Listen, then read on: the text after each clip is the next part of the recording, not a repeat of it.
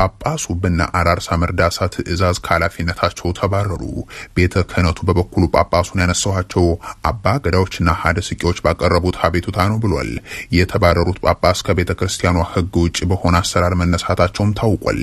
በቅርቡ በአርሲ ሀገረ ስብከት ከተፈጸመው የኦርቶዶክሳውያን ጭፍጨፋ ጋር በተያያዘም ስማቸው ተደጋግሞ ከሚነሱ ሰዎች መካከል የኦሮሚያ ሰላምና ጸጥታ ቢሮ ኃላፊው አቶ አራርሳ መርዳሳ ይጠቀሳሉ።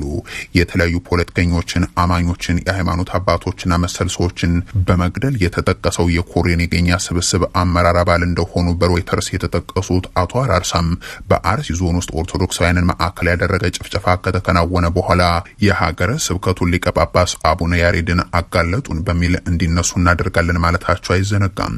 አቶ አራርሳ የአርሲውን ጭፍጨፋ ተከትሎ በመገናኛ ብዙሃን በኩል መንግስታችን እንዲጋለጥ የሆነው አቡነ ያሬድ ከጀርባ ሆኖ በሰሩብን ስራ ነው ሲሉ ከ10 በላይ የኢትዮጵያ ሃይማኖት ተቋማት ጉባኤ አባላት እያዳመጧቸው የተናገሩት ባሳለፍነው ህዳር የመጀመሪያው ሳምንት ነበር። የሃይማኖት ተቋማት ጉባኤው ያዋቀረው ኮሚቴ ከጠቅላይ ሚኒስትር ጽህፈት ቤት የተሰጠውንና የአርሲውን ጥቃት የፈጸመውን ሸኔ ነው ብሎ ባዘጋጀው ሪፖርት ላይ እየተመካከረ እያለ የኦሮሚያ ክልል ጸጥታና አስተዳደር ቢሮ ኃላፊው አራርሳ መርዳሳ የሰላም ሚኒስትሩ መሐመድ እድሪስን አስከትለው ከገቡ በኋላ ጥቃቱን ያደረሰው ሸኔ ብቻ ሳይሆን ፋኖም ነው ብላችሁ ጻፉ ሲሉ መመሪያ መስጠታቸውም ይታወሳል።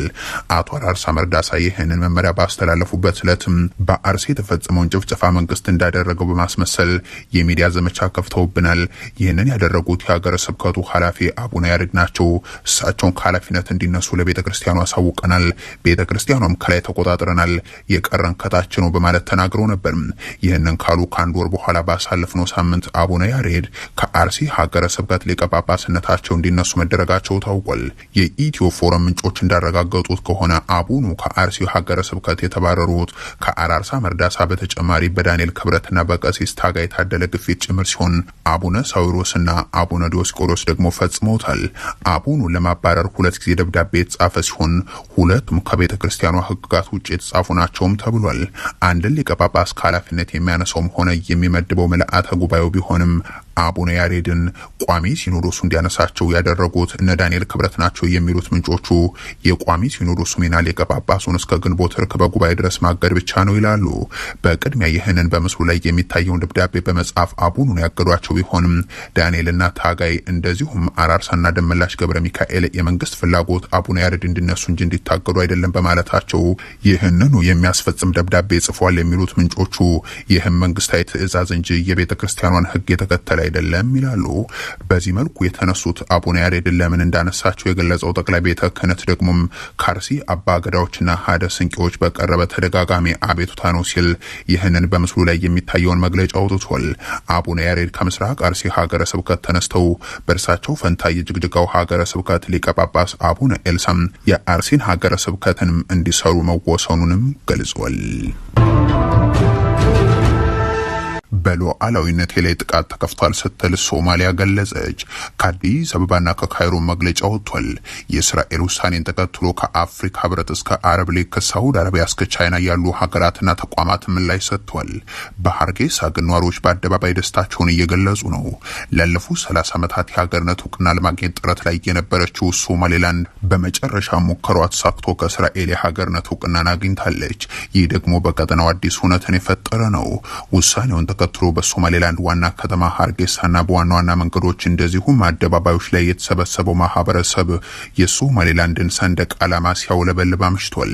በሞቃዲሾ ግን የሶማሊያ ፌደራል መንግስት አስቸኳይ የካቢኔ ስብሰባውን አድርጎ መግለጫ አውጥቷል። በሉዓላዊነትና በግዛታዊ አንድነት ላይ የተከፈተ ጥቃት ነው ይላል መግለጫው። ሶማሌላንድ ሰሜናዊ የሀገራችን አንድ ክልል ነው። እስራኤል የሚሆን የትኛውም ሌላ ሀገር የሚያሳልፈው ውሳኔም ተቀባይነት አይኖረውም ሲልም ያክላል።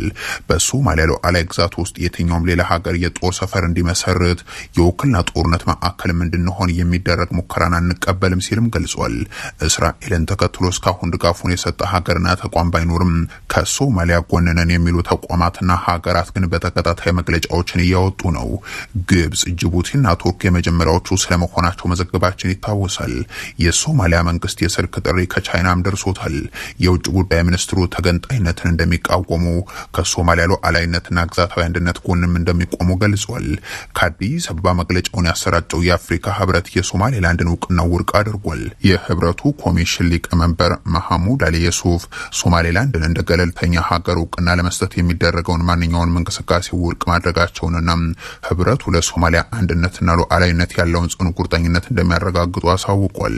መግለጫው የአፍሪካ ህብረት መርሆች ላይ የተመሰረተውን ረጅም ጊዜ ያስቆጠረና ወጥ የሆነ አቋሙን በማያሻማ ሁኔታ በድጋሚ እንደሚያረጋግጥ ነው የሚያትተው። የኮሚሽኑ ሊቀመንበር የህብረቱ አቋም በተለይም የአፍሪካ አንድነት ድርጅት እንደ አውሮፓውያኑ የዘመን ቀመር በ1964 ባሳለፈው ውሳኔ መሰረት ከነጻነት በኋላ የተወረሱ ድንበሮች የማይደፈሩ መሆናቸውን በማክበር ላይ የተመሰረተ መሆኑን አሳስቧል። የኮሚሽኑ ሊቀመንበር ሶማሌላንድን እንደ ገለልተኛ አካል እውቅና ለመስጠት ያለመ ማንኛውም ተነሳሽነት ወይንም እርምጃም በጽኑ ውድቅ የሚደረግ ነው ሲሉ ገልጸው ሶማሌላንድ የሶማሊያ ፌዴራላዊ ሪፐብሊክ አካል ሆና ትቀጥላለች በማለትም አክሏል። የሶማሊያ አንድነት ሉዓላዊነትና የግዛት አንድነትን ለማዳከም የሚደረግ ማንኛውም ሙከራ ከአፍሪካ ህብረት መሰረታዊ መርሆች ጋር የሚቃረን ነው ሲሉ አስጠንቅቋል። ህብረቱ ከአዲስ አበባ ይህንን መግለጫ ሲያወጣም ከግብጽ ካይሮ መግለጫውን ያሰራጨው ደግሞ የአረብ ሊግ ነው። የሊጉ ዋና ጸሐፊ አህመድ ጌሂት የእስራኤል ተግባር የአንዲት ሉዓላዊት ሀገርን መሰረታዊ መርሆ የሚጥስና ዓለም አቀፍ ስምምነቶችን የሚጻረር ነው ብለዋል። የገልፍ ካውንስልን ጨምሮ የተለያዩ ተቋማት እርምጃውን አውግዘዋል። ሌላኛው ሀገር ሳውዲ አረቢያ ስትሆን እስራኤል ያሳለፈችውን ውሳኔ እንደማትቀበል ገልጻለች። ይህ ተግባር ዓለም አቀፍ ህግጋቶችን የሚጣረስ ተግባር ነው ብላለች። ከተለያዩ አካላት በኩል የሚሰጡ መግለጫዎች እንደሚቀጥሉ የሚጠበቅ ሲሆን ነገሩ በቀጣይ ቀናትም አጀንዳ ሆኖ የሚቀጥል ነው። ብልጽግና በማህበራዊ ሚዲያ ትብብር ወደ ትግራይ ክልል የሚሄድን የእርዳታ እህል መንጠቅ መጀመሩ ተገለጸም። እርዳታ የሚነጥቅባቸውን ኬላዎችን አቋቁሟል ተብሏል። አገዛዙ ያስረባቸውን ዜጎች መርዳት ወንጀል መሆኑን እየገለጸም ቀጥሏል። ለእርዳታ የመጣን እህል በመሸጥ ጦር መሳሪያ እንደሚገዛ በዓለም አቀፍ የመገናኛ ብዙሃን ሲዘገብለት የነበረው የብልጽግናው አገዛዝ ከ3 አስርታት በኋላ ለመጀመሪያ ጊዜ ህዝብን በማስረብ ለሞት እየዳረገ እንደቀጠለ ነው። በህዝብ ላይ እያደረሰ ያለውን አስርቦ የመግደል ዘመቻ በዝምታ ማለፍ ያልወደዱ ኢትዮጵያውያን በነባር እሴቶቻቸው አማካኝነት ለመረዳዳት ያላቸውን ሲሰነዝሩም ተስተውለዋል። ብልጽግና ግን እርዳታውን ወደ ተራቡ ሰዎች የሚያደርሱትን ሰዎች የያዙትን ረድኤት በኤርፖርቶች እንደዚሁም በተለያዩ ቦታዎች ባቋቋማቸው ኬላዎች እየነጠቀ ነው ተብሏል። መረዳዳት የኢትዮጵያውያን ባህል ቢሆንም የብልጽግናው መንግስት ግን መርዳትና መረዳዳትን ወንጀል ነው ሲል በአደጋ ስጋት ስራ አመራር ኮሚሽኑ በኩል መግለጫ አውጥቷል።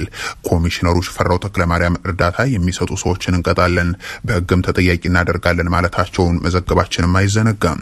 በተለያዩ መንገዶች በግል ሴክተር ሊሆን ይችላል፣ በማህበራት ሊሆን ይችላል፣ በግለሰቦች ሊሆን ይችላል፣ በቲክቶክ በዩቲዩብ በምን የሚሄደው አካሄድ ተቀባይነት የለውም። ተቀባይነት የለውም ብቻ ሳይሆን ተጠያቂነትን የሚያስከትል ነው።